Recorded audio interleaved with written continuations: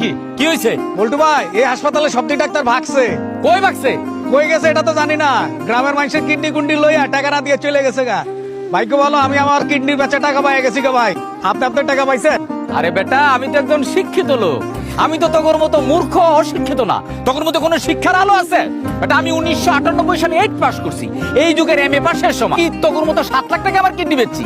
আমি আমার কিডনি 10 লাখ টাকায় বেচছি। এই বলটু এই কাকা, তুমি কি হাতে হাতে 10 লাখ টাকা পাইছো তো? আরে কাকা কি যে কর, এই যে আমার চেক, এই যে খালি ব্যাংকটা খুঁজে পাইতেছি না। এত কিছু চিনি, আর এই সোনার ব্যাংকটা তো এইটা চিনলাম না। আল্লাহ, এটা কি হইলো? খালার পুতারা তো আমার সোনার ব্যাংকের চেক ধরা দিয়ে গেল।